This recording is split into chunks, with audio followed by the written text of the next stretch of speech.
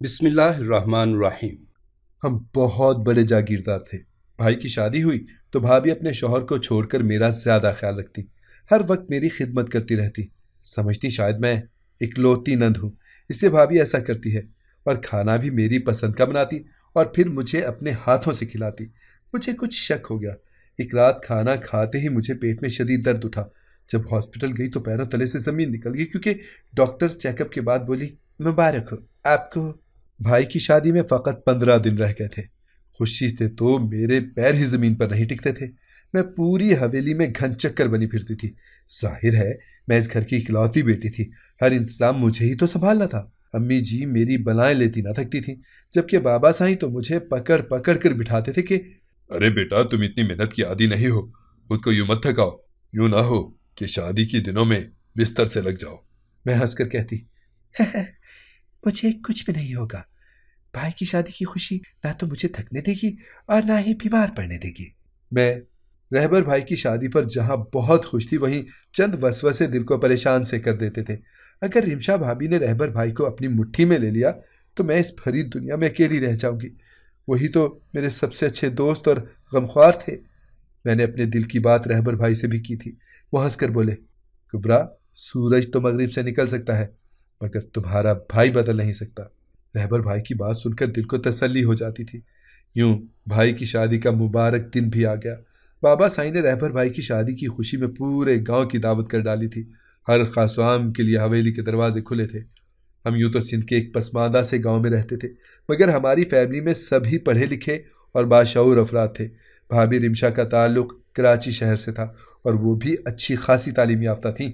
جمعے کے مبارک دن پر جھیپی جھیپی سی بھابھی رخصت ہو کر ہماری حویلی میں آ گئی تھی۔ وہ بہت ہی منموہنی سی تھی۔ بھائی اور بھابھی کی جوڑی نا چاند سورج کی جوڑی لگتی تھی۔ ولیمے کے دن میں رمشا بھابھی کے پاس گئی تو وہ مجھے بڑے غور سے دیکھتی رہی تھی اور پھر اچانک ہی مجھ سے لپٹ گئی۔ میں حیرت بھری نگاہوں سے ان کو تکتی رہ گئی۔ رمشا بھابھی بولی، اللہ کبرا، تم کتنی پیاری ہو، تم میری دوست بن جاؤ۔ ہم جھگڑا نہیں کریں گے نند بھابھی کی طرح، ہم تو بس پیار سے صلح صفائی سے رہیں گے۔ میں بھی مسکرا دی تھی۔ امی کو یہ بات بتائی تو امی ہنس پڑی۔ بیٹا، رمشا کراچی سے پڑھ کر آئی ہے، ذہین تو ہوگی ہی۔ اگر وہ اسی طرح مل جل کر سب کے ساتھ رہے تو ہمارا گھر تو جنت بن جائے گا۔ میں بھی مسکرا دی تھی۔ رہبر بھائی بھی بڑے خوش سے لگتے تھے۔ ولیمہ ختم ہوا تو آہستہ آہستہ مہمان بھی اپنے گھروں کو لوٹنے لگے۔ گھر میں اداسی نے ڈیرے ڈالنے شروع کر دیے۔ رہبر بھائی اور بابا سائیں تو کھیتوں وغیرہ کے چکر پر نکلتے، پھر زمینوں کا حساب کتاب کرتے ہوئے کافی دیر ہو جاتی اور وہ شام گئے ہی لوٹتے تھے۔ گھر میں کوئی کام وغیرہ تو ہوتا نہیں تھا، کیونکہ ملازمین کی پوری فوج گھر میں امی جی نے بھرتی کر رکھی تھی۔ ایسے میں رمشا بھابھی نے مجھے بور نہیں ہونے دیا۔ وہ اتنی پیاری پیاری باتیں کرتی تھیں کہ وقت گزرنے کا پتہ ہی نہیں چلتا تھا۔ رہبر بھائی جب زمینوں سے تھکے ہارے آتے تب بھی بھابھی میرے ساتھ میرے کمرے میں ہی بیٹھی رہتی۔ میری شروع سے ہی عادت تھی کہ جب بھی رہبر بھائی اور بابا سائیں کام سے واپس لوٹتے تو میں بھاگ کر ان کو سلام کرنے جاتی اور پانی اپنے ہاتھوں سے پلاتی تھی۔ مگر اب تو بھابھی نہ خود اپنے شوہر کو پانی دینے جاتی تھی اور نہ مجھے ہلنے دیتی تھی۔ میں نے ایک دو بار ہنسی مذاق میں بھابھی کو احساس بھی دلایا کہ بھابھی، آپ کے شوہر سارے دن کے نکلے ہوئے اب لوٹے ہیں، آپ ان سے جا کر چائے پانی کا تو پوچھ لیں۔ وہ میرا ہاتھ تھام کر کہتی، ارے گھر میں اتنے ملازم تو ہیں، کوئی نہ کوئی دیکھ ہی لے گا ان کو بھی، تم بس میرے پاس ہی بیٹھی رہو۔ مجھے عجیب سا لگتا تھا، کیونکہ رمشا بھابھی اپنے شوہر سے زیادہ مجھ پر توجہ دینے لگی تھی۔ وہ ہر وقت میری تعریفوں کے پل ہی باندھتی رہتی۔ امی جی بھی اب اس بات پر اعتراض ہونے لگا تھا کہ یہ تم نند بھابھی سارا سارا دن کمرے میں بیٹھی رہتی، گپ شپ مارتی رہتی ہو، مردوں کے آنے جانے کا کوئی ہوش ہی نہیں ہوتا۔ اب میں بھی بھابھی کی چپکو عادت سے بیزار ہونے لگی تھی، کیونکہ ان کی وجہ سے امی جی مجھ پر بھی غصہ کرنے لگی تھی۔ رہبر بھائی بھی اب پریشان سے لگتے تھے۔ کھانا پینا بھی انہوں نے کم کر دیا تھا۔ ہونا تو یہ چاہیے تھا کہ ان کی شادی کے بعد گھر میں خوشحالی کا دور آ جاتا، مگر سبھی چپ چاپ سے ہو گئے تھے۔ ہم رات کے کھانے کے لیے میز پر بیٹھے تھے جب بھابھی میز سے ایک ایک ڈش اٹھا کر میری پلیٹ میں ڈالتی چلی جا رہی تھی۔ وہ کہتی، کبرا، یہ مٹر پلاؤ میں نے خاص تمہارے لیے بنائے ہیں، قیمت تمہیں بہت پسند ہے نا، دیکھو یہ بھی تمہارے لیے بنایا ہے۔ رہبر بھائی اپنی بیوی کو کڑی نگاہوں سے تکتے چلے جا رہے تھے۔ امی جی پیار سے بولی، رمشا بیٹا، تم نے رہبر کی پسند کی کون سی ڈش بنائی ہے؟ امی کے سوال پر رمشا بھابھی ہنسنے لگی تھی، پھر بولی، مجھے تو پتہ ہی نہیں انہیں کیا پسند ہے اور کیا نہیں۔ اس بات پر رہبر بھائی کا موڈ ایک دم سے برہم ہو گیا اور وہ کھانا چھوڑ کر چلے گئے۔ ہم سب ہکا بکا رہ گئے جبکہ بھابھی مزے سے بیٹھی کھانا کھاتی رہی۔ رات ہوئی تو میں سونے کے لیے لیٹ گئی۔ جب میرے کمرے کے دروازے پر دستک ہوئی، میں نے کنڈی کھولی تو سامنے کھڑی بھابھی کو دیکھ کر میں ہکا بکا رہ گئی۔ ان کی آنکھیں رو رو کر سرخ ہو چکی تھیں۔ دروازہ کھلتے ہی بھابھی مجھ سے لپٹ کر رونے لگی۔ میں اچانک افتاد پر گھبرا کر رہ گئی۔ میں نے پوچھا، بھابھی کیا بات ہے، یوں کیوں رو رہی ہے؟ نمشا بھابھی بولی، رہبر نے مجھ سے خوب لڑائی کی ہے اور مجھے اپنے کمرے سے نکال دیا ہے۔ میں یہاں تمہارے کمرے میں سو جاؤں کیا؟ میں رمشا بھابھی کی بات سن کر بہت پریشان ہو گئی تھی۔ میں بولی، بھابھی میں آپ کی مدد نہیں کر سکتی، آپ امی جی کے پاس جائیں، وہی بھائی سے بات کریں گی۔ بھابھی ایک دم سے میرے قدموں میں گر پڑی اور بولی، پلیز کبرا، مجھے رسوا مت ہونے دو۔ امی جی کے کمرے میں بابا سائیں بھی ہوں گے، وہ کیا سوچیں گے میرے بارے میں؟ ان کے آگے تو میری 2 کوڑی کی عزت نہیں رہے گی۔ میں خاموش ہو گئی تھی۔ آخر میں کر بھی کیا سکتی تھی؟ میں سونے کے لیے لیٹی تو جلدی ہی میری آنکھ لگ گئی۔ آدھی رات کے وقت مجھے کچھ عجیب سا احساس ہوا۔ اسی احساس کے باعث میری آنکھ کھل گئی۔ یہ دیکھ کر تو میری روح ہی فنا ہو گئی کہ رمشا بھابھی میرے سر پر کھڑی میرے ماتھے پر ہاتھ رکھے رو رہی تھی۔ میں گھبرا کر اٹھ بیٹھی تھی۔ میں جلدی سے بولی، بھابھی کیا ہوا ہے آپ کو؟ رمشا بھابھی خاموش ہی رہی تھی اور اپنے بستر پر جا کر لیٹ گئی اور چادر سر تک اوڑھ لی۔ میں ششدر سی رہ گئی کہ آخر ان کو ہوا کیا تھا۔ میں نے سوچ لیا تھا کہ میں صبح رہبر بھائی سے بات کر کے رہوں گی۔ صبح میں جلدی اٹھ گئی تھی۔ بھابھی ابھی تک سو رہی تھی۔ میں نے رہبر بھائی کے کمرے کا دروازہ نوک کیا اور اندر چلی گئی۔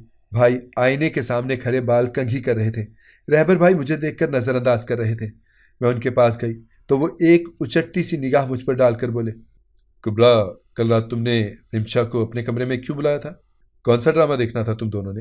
ٹھیک ہے، میں مانتا ہوں کہ تم دونوں میں بہت گہری دوستی ہے، مگر ایسے بھی تو مناسب نہیں لگتا نا۔ میں ایک دم خاموش ہو کر رہ گئی تھی۔ آخر بھابھی نے یہ سب کیوں کیا تھا؟ میں نے بھائی سے معذرت کی اور اپنے کمرے میں چلی آئی۔ بھابھی بھی اٹھ گئی تھی اور مجھے دیکھ کر ایک دم سے مسکرا پڑی تھی، جبکہ میں مسکرا بھی نہ پائی تھی۔ مجھے رمشا بھابھی سے نفرت سی محسوس ہو رہی تھی۔ رمشا بھابھی جلدی سے اٹھی اور میری کلائی تھام کر مجھے بیڈ پر بٹھا کر بولی، کبرا، میں نے اول روز سے ہی تم سے ہمیشہ پیار محبت سے بات کی تھی، تم سے دوستی کی، تمہارا خیال رکھا۔ میں جانتی ہوں ہر لڑکی کی زندگی میں ایک بہن کی کمی ہمیشہ رہتی ہے۔ کچھ باتیں ایسی ہوتی ہیں جو ایک لڑکی صرف اپنی بہن سے ہی کر سکتی ہے۔ میں نے تمہاری بہن کی کمی دور کرنے کی کوشش کی، مگر شاید تم مجھے وہ مقام دے ہی نہیں سکی، تبھی تو تم مجھ سے باتیں چھپاتی ہو۔ مجھے پتہ تو بہت پہلے چل گیا تھا کہ تم کسی سے محبت کرتی ہو، مگر تم یہ بات کسی سے بھی کہنے سے ڈرتی ہو۔ اسی لیے کل رات میں جھوٹ بول کر تمہارے کمرے میں داخل ہوئی تھی۔ میری اور رہبر کی کوئی لڑائی نہیں ہوئی تھی۔ میں نے کل رات تمہاری ڈائری پڑھ لی جس میں تم نے لکھا ہوا تھا کہ تم ضامن سے محبت کرتی ہو، اسی لیے میں تمہارے سرہانے کے پاس کھڑی رو رہی تھی۔ میں ایک دم سے گھبرا گئی تھی۔ یہ بات بھابھی کو کیسے پتہ چل گئی تھی؟ میں تو خود سے بھی چھپائے بیٹھی تھی۔ بھابھی نے مجھے حوصلہ دیا اور بولی، تم فکر مت کرو کبرا، تم تنہا نہیں ہو، میں تمہارے ساتھ ہوں۔ میں بھابھی کے چہرے کو تکتی رہ گئی تھی۔ ضامن ہمارے ڈرائیور کا بیٹا تھا، وہ بابا سائیں کا خاص آدمی تھا۔ بابا سائیں نے کھیتوں وغیرہ کا حساب کتاب اس پر چھوڑا ہوا تھا، جبکہ باقی کے معاملات رہبر بھائی نے سنبھال رکھے تھے۔ میں کیسے کسی ملازم کے بیٹے کے ساتھ محبت کر سکتی ہوں بھابھی؟ بابا سائیں کو پتہ چلے گا تو وہ مجھ سے نفرت کرنے لگیں گے۔ بھابھی بولی، اگر تمہارے بابا سائیں ضامن کو فقط ملازم سمجھتے تو زمینوں کا حساب اس کے ہاتھ میں نہ دیتے، وہ بھی اس کو پسند کرتے ہیں۔ تمہیں چاہیے کہ تم اپنے دل کی بات ضامن سے کہہ ڈالو۔ میں عجیب کشمکش میں پھنس چکی تھی۔ میں چوری چپ کے ضامن کو دیکھا کرتی تھی، وہ بھی مجھے مسکرا کر دیکھتا ہوتا تھا۔ اب بھابھی بھی میرے اس راز میں شامل ہو چکی تھی۔ ایک دن بھابھی کے پیٹ میں شدید درد اٹھا تھا، وہ مجھے اپنے ساتھ ڈاکٹر کے پاس لے گئی۔ گاڑی ضامن ڈرائیو کر رہا تھا۔ رمشا بھابھی نے اچانک گاڑی روکنے کو کہا۔ میں حیرت سے ان کی جانب دیکھتی رہ گئی۔ بھابھی بولی، کبرا، میرے پیٹ میں کوئی درد نہیں ہے، ضامن تم سے کوئی بات کرنا چاہتا ہے، اسی لیے میں تمہیں حویلی سے دور لے آئی ہوں۔ میرا دل خوف سے پتے کی طرح لرزنے لگا تھا۔ میں نے بھابھی کو گھر چلنے کا اشارہ کیا، مگر وہ چادر سے اپنا منہ ڈھانپ کر گاڑی سے اتر گئی تھی۔ میں اور ضامن ہی گاڑی میں بیٹھے رہ گئے تھے۔ ضامن بولا، کبرا، مجھے رمشا بھابھی نے بتایا کہ تم مجھ سے محبت کرتی ہو مگر پہل کرنے سے ڈرتی ہو۔ تم جانتی ہو کیا، میرے دل میں بھی تمہارے لیے کچھ ایسے ہی جذبات چھپے ہوئے ہیں. شاید میں یہ بات کرنے کا کبھی حوصلہ نہ کرتا اگر بھابھی پہل نہ کرتی. میں کچھ نہ بولی تھی. میں سر جھکائے روتی چلی جا رہی تھی. دماغ بار بار دہائیاں دے رہا تھا کہ یہ غلط ہے، رک جاؤ، مگر دل ضامن کے الفاظ سن کر خوش سا ہو گیا تھا. پھر ضامن نے ایک کاغذ پر مجھے اپنا نمبر لکھ کر دیا اور کہا مجھ سے رابطہ کرنا. اتنا کہہ کر اس نے بھابھی کو گاڑی میں بیٹھنے کا اشارہ کیا تھا. ہم گھر آ گئے، لیکن میرا دل ابھی بھی لرز رہا تھا. رمشا بھابھی میرے پاس آ کر بیٹھ گئی تھی. انہوں نے مجھے دلاسا دیا، مجھے سمجھایا. پیار کا رشتہ غلط نہیں ہوتا اور نہ ہی تم کچھ غلط کر رہی ہو.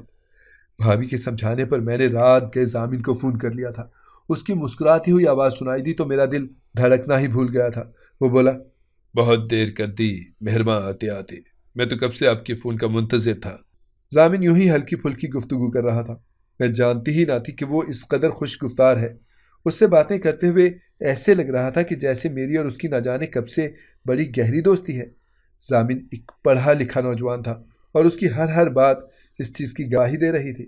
میرا اور ضامن کا رابطہ آپس میں بڑھنے لگا تھا. میں بھابھی کی بڑی احسان مند تھی کہ انہوں نے کس طرح میرا ساتھ دیا. بھابھی اب بھی میرے ناز نخرے چھوٹے بچوں کی طرح اٹھاتی تھی. میرے ہوتے ہوئے ان کو کوئی نظر ہی نہ آتا تھا. اب میری اور بھائی کی دوستی آہستہ آہستہ ختم ہوتی چلی جا رہی تھی. ایک دن رہبر بھائی ہنس کر بولے کھبرا، تمہیں تو بڑی فکر رہتی تھی کہ شادی کے بعد میں بدل جاؤں گا، لیکن میں تو نہیں بدلا، البتہ تم بدل گئی ہو. میں بھائی سے لپٹ کر بولی ایسا کچھ بھی نہیں ہے، بس میں آج کل تھوڑا مصروف رہتی ہوں. یوں ہی دن گزرتے جا رہے تھے. مجھے اور ضامن کو یہ احساس ہونے لگا کہ ہم ایک دوسرے کے بغیر نہیں رہ سکتے. ضامن نے مجھ سے شادی کا پوچھا. میں اسے کوئی جواب نہ دے پائی. پھر میں نے یہ مسئلہ رمشا بھابھی کے ساتھ ڈسکس کیا تھا. وہ ایک دم سے پرجوش ہو گئی. وہ بولی کبرا، میرے ذہن میں ایک اسکیم آئی ہے. تم اور ضامن گھر والوں سے چھپ کر نکاح کر لو. میں آہستہ آہستہ تمہارے بھائی کو ذہنی طور پر تیار کرتی رہوں گی. جب وہ رضامند ہو گئے تو یہ بات میں ان سے کر لوں گی. پھر وہ خود ہی بابا سائیں کو سنبھال لیں گے. مجھے بھابھی کا مشورہ بے انتہا پسند آیا تھا. یوں ہم نے گھر والوں سے چھپ کر نکاح کر لیا. خوشی سے میرے پیر زمین پر ٹکتے ہی نہ تھے. گھر میں کسی کو بھی مجھ پر شک نہ ہوا تھا، کیونکہ رمشا بھابھی ہر چیز کو بخوبی سنبھالے ہوئے تھی. ضامن چونکہ ہمارا ملازم تھا اور وہ ہمارے گھر کے سرونٹ کوارٹر میں رہتا تھا، اس لیے ہم اکثر ایک دوسرے سے ملتے رہتے تھے. سب کچھ احسن طریقے سے چل رہا تھا جب ایک دن اچانک میری طبیعت بگڑ گئی. مجھے متلیاں آنے لگی اور سر چکرانے لگا. پیٹ میں بھی اکثر درد رہنے لگا تھا. میں نے بھابھی کو بتایا تو وہ بھی بہت پریشان ہو گئی. پھر انہوں نے کہا کہ میں اپنی بیماری کا بہانہ کر کے تمہیں اپنے ساتھ ہاسپٹل لے چلتی ہوں. میں ایک دم سے رمشا بھابھی سے لپٹ گئی.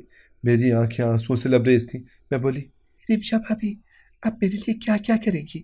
میں آپ کا احسان کبھی نہیں بھولوں گی. رمشا بھابھی بولی ارے پگلی، بہنوں پر احسان نہیں ہوتا. پھر بھابھی مجھے چیک اپ کے لیے لے گئی. ڈاکٹر نے میرا الٹرا ساؤنڈ کیا اور کہا مبارک ہو، آپ ماں بننے والی ہیں. میرے پیروں تلے سے زمین کھسک گئی. میں روتے ہوئے بھابھی کے ساتھ لپٹ گئی. بھابھی نے مجھے حوصلہ دیا اور کہا ارے فکر مت کرو، میں سب کچھ سنبھال لوں گی. رمشا بھابھی نے وہ فائل مجھ سے لے لی تھی. رات کھانے پر ہم سب مل کر بیٹھے تھے جب رمشا بھابھی کھانے کے بیچ ہی اٹھ گئی تھی. وہ بولی میں آپ لوگوں کو کچھ دکھانا چاہتی ہوں. پھر وہ کمرے میں چلی گئی. جب وہ واپس لوٹی تو ان کے ہاتھ میں میری ڈاکٹری فائل پکڑی ہوئی تھی. دیوالا میرے حلق میں ہی اٹک گیا تھا. رمشا بھابھی نے وہ فائل لا کر بابا سائیں کے ہاتھ میں تھما دی تھی. وہ بولی میں جب بیاہ کر اس گھر میں آئی تھی نا تو کبرا کو غلط سرگرمیوں میں ملوث پایا تھا، اس لیے میں ہر پل اس کے ساتھ رہنے لگی. میں ہر پل اس کو سمجھاتی رہتی تھی کہ وہ غلط سرگرمیوں سے باز آ جائے. میں اس کے ساتھ سائے کی طرح رہنے لگی تھی، مگر نہ جانے اس نے یہ سب کیسے کر دیا. بھابھی کی باتیں سن کر میں تو چکرا کر ہی رہ گئی. رہبر بھائی نے وہ رپورٹس بابا سائیں سے لے لی تھی. بابا سائیں ابھی تک سکتے کی حالت میں بیٹھے ہوئے تھے. رہبر بھائی ایک دم سے اٹھے. انہوں نے مجھ پر تھپڑوں کی برسات کر دی. امی سخت خوفزدہ ہو کر رہ گئی تھی. میں نے اچانک بھابھی کی طرف دیکھا تو وہ بڑی مطمئن سی کھڑی تھی. بھائی بولے بولو، یہ گناہ کس کا ہے؟ میں روتے ہوئے بولی بھائی یہ گناہ نہیں ہے، میں نے نکاح کیا ہے. بھابھی مجھے نکاح نامہ لا دیں. بھابھی نے حیران ہونے کا ناٹک کیا تھا. کیا کہہ رہی ہو کبرا؟ کون سا نکاح نامہ؟ میرے سر اپنا گناہ کیوں ڈال رہی ہو؟ یہ سب میری برداشت سے باہر تھا. میں بے ہوش ہو چکی تھی. جب میں ہوش میں آئی تو امی کو اپنے سرہانے روتے پایا تھا. وہ میرے آگے ہاتھ جوڑ کر بولی بیٹا مجھے بتا دو یہ بچہ کس کا ہے؟ میں نے روتے ہوئے کہا امی یہ بچہ ضامن کا ہے، میں نے کوئی گناہ نہیں کیا. ہم دونوں نے نکاح کیا ہے۔ امی نے آنسو پوچھ لیے اور اٹھ کر کمرے سے نکل گئی۔ پھر نہ جانے امی نے کیا کیا، مگر 2 دن کے بعد ہی رہبر بھائی نے مولوی کو بلا کر میرا اور ضامن کا نکاح پڑھوا دیا تھا۔ میرے سر پر نہ بھائی نے ہاتھ رکھا اور نہ ہی بابا سائی نے۔ امی ہی مجھ سے لپٹ کر روتی رہی تھی۔ رہبر بھائی بولے، تم دونوں اس علاقے سے تو کیا صبح سندھ سے ہی نکل جاؤ، اگر مجھے سندھ کی حدود میں نظر آئے تو سولی پر چڑھا دوں گا۔ ابھی تو امی جی اپنی قسمیں دے کر میرے ہاتھ پاؤں باندھ رہی ہیں، مگر پھر میں ان کی بھی نہیں سنوں گا۔ یہ تو شکر ہے کہ رمشا نے بر وقت معاملہ سنبھال کر ہماری عزت بچا لی۔ میں اور ضامن لٹے پٹے سے حویلی سے نکل گئے تھے۔ ضامن خود ٹوٹا ہوا تھا، مگر وہ مجھے حوصلہ دیتا رہا تھا۔ اس نے مجھے یقین دلایا، فکر مت کرو، میں سب کچھ ٹھیک کر لوں گا۔ میں بھابھی کا اصل چہرہ گھر والوں کو دکھلا کر ہی دم لوں گا۔ وہ مجھے اپنے ساتھ لاہور لے آیا تھا۔ ہم 2 کمروں کے کرائے کے مکان میں رہنے لگے۔ ضامن نے ادھر ہی جاب ڈھونڈ لی تھی۔ اللہ نے ہمیں بہت ہی پیاری بیٹی سے نوازا تھا، جس کا نام میں نے حور رکھا۔ ضامن ہر مشکل میں میرا سہارا بنا ہوا تھا، اس نے مجھے کبھی اداس نہیں ہونے دیا۔ ایک دن میں گھر کے کام کاج میں مصروف تھی جب ہمارے گھر کا دروازہ بجا۔ جب میں نے دروازہ کھولا تو سامنے رہبر بھائی کو دیکھ کر میں سکتے کی حالت میں آ گئی تھی۔ میں نے سوچ رکھا تھا کہ زندگی میں اگر کہیں مجھے رہبر بھائی یا بابا سائیں کہیں نظر آ گئے تو میں منہ پھیر کر گزر جاؤں گی، مگر میں اپنے قول پر قائم نہ رہ سکی۔ میں بھائی کو دیکھتے ہی پگھل گئی تھی۔ میں رہبر بھائی کے گلے لگ کر پھوٹ پھوٹ کر رونے لگی تھی۔ بھائی بھی مجھ سے لپٹ کر رونے لگے تھے۔ انہوں نے مجھ سے کہا، کبرا ضامن کو بھی بلا لو۔ میں نے جلدی سے ضامن کو فون کیا اور کہا، ضامن، رہبر بھائی آئے ہیں، آپ جلدی سے گھر آ جائیں۔ ضامن شدید گھبرا گیا تھا۔ وہ جلدی ہی گھر پہنچ آیا۔ اس کے چہرے پر پریشانی کے تاثرات صاف دکھائی دے رہے تھے۔ رہبر بھائی اٹھ کر کھڑے ہو گئے اور بولے، تم لوگ چلو میرے ساتھ، میں تم دونوں کو لینے آیا ہوں، میرے ساتھ حویلی چلو۔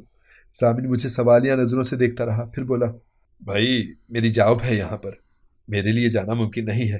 رہبر بھائی نے ایک دم ضامن کے آگے ہاتھ چھوڑ دیا اور بولے، ضامن، میرے بندھے ہاتھوں کو دیکھ، میرے ساتھ چل میرے بھائی۔ سالم نے اسبات میں سر ہلا دیا تھا۔ ہم نے جلدی سے گھر سمیٹا اور تالا لگا کر بھائی کے ساتھ چل پڑے تھے۔ رہبر بھائی میری ننھی سی حور کو دیکھ کر رونے لگے تھے۔ اس کا ماتھا چوم کر بولے، میں تو اس بچی کا بھی مجرم ہوں۔ پھر ہم لوگ حویلی پہنچے تو بابا سائیں مجھ سے لپٹ کر رونے لگے۔ امی جی نے مجھے اپنی آغوش میں بھر لیا تھا۔ حور 4 سال کی ہو چکی تھی، وہ پوری حویلی میں بھاگتی پھر رہی تھی۔ تبھی بھابھی اپنے کمرے سے نکل کر باہر آ گئی۔ وہ بہت کمزور اور نحیف لگ رہی تھی۔ مجھے دیکھتے ہی بھابھی میرے قدموں میں گر پڑی۔ وہ بولی، آج سے 5 سال پہلے میں نے آپ کو ایک داستان سنائی تھی، اس کی سزا دے کر آپ نے کبرا کو گھر سے نکال دیا تھا۔ آج پھر میں آپ لوگوں کو ایک داستان سنانے جا رہی ہوں۔ میری شادی ہوئی تو میں نے کبرا کو پوری حویلی پر حکمرانی کرتے ہوئے دیکھا تھا۔ میں کبرا سے حسد کرنے لگی تھی۔ بابا سائیں اور امی جی نے کبرا کو ہتھیلی کا چھالا بنا رکھا تھا۔ میں کبرا کو سب کی نظروں سے گرانا چاہتی تھی، اس لیے میں نے کبرا کا دل جیتنے کی کوشش کی۔ میں ہر دم اس کے ہی ساتھ رہتی۔ میں نے اس کی ڈائری سے پڑھ لیا تھا کہ یہ ضامن سے محبت کرتی ہے۔ میں نے اسے اپنے چال میں لے کر ضامن کا نکاح اس سے کروا دیا تھا۔ کبرا تو اتنی بھولی تھی کہ اسے کچھ خبر ہی نہ ہوئی کہ میں اس کے ساتھ کیا کھیل کھیل رہی ہوں۔ نکاح کے بعد دونوں کی ملاقاتیں بھی کرواتی رہی تھی۔ جب کبرا امید سے ہوئی تو میں نے شور مچا دیا۔ کبرا تو اس گھر سے چلی گئی تھی، مگر اس کی دعا میرے ساتھ رہ گئی۔ اللہ نے مجھے اولاد نہ دی۔ کبرا میری بہن، مجھے معاف کر دو تو اللہ بھی مجھے اولاد دے دے گا۔